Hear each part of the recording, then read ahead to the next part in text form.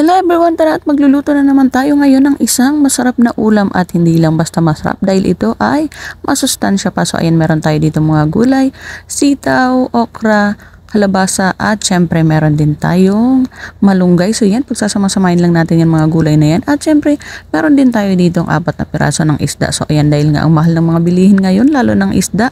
So ayan, kaya 4 na piraso lang ang nabili ko.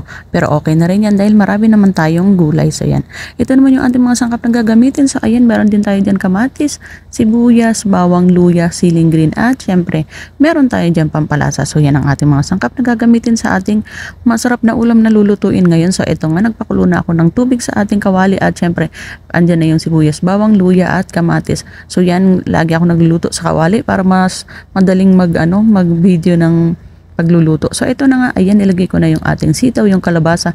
Yan ang una kong nilagay na gulay kasi medyo hindi mabilis maluto yung ganyan, kaya yan ang una kong nilagay. So hindi ko pinagsabay-sabay ang mga gulay para hindi siya ma-overcook, pati na yung ating isda. So yan. At syempre okay na yung ating gulay. Ayan, lagay na rin natin yung ating isda. So yan. Last nating lalagay yung ating malunggay kasi mabilis lang yung maluto. So yan. Syempre antayin natin maluto yung ating isda bago natin lagay yung ating malunggay. So yan.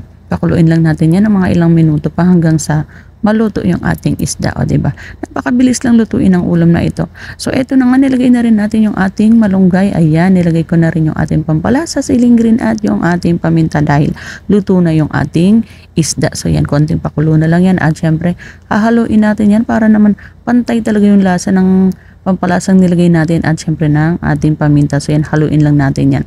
So eto na nga, dahil mga gulay lang yan at isda, so eto na, luto na, o diba ma'am? Napakabilis lutuin pero talaga namang masarap at masustansya ang ulam na ito. So ayan, kung mapapansin nyo, ayan, o diba talaga namang itsura pa lang nakakatakam na at talaga ito ay healthy. So yan, ang sabaw nito ang sarap, ang malinamnam lalo at yung mga gulay ay mga fresh. So yan, try niyo magluto ng mga ganitong luto kasi paminsan magluto din tayo ng mga healthy na ulam. Paminsan mag-ulam din tayo ng masasarap para balance lang yung ating mga kinakain.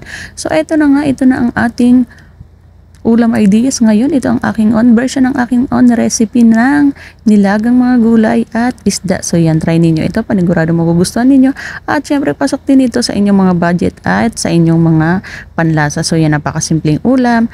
Thank you for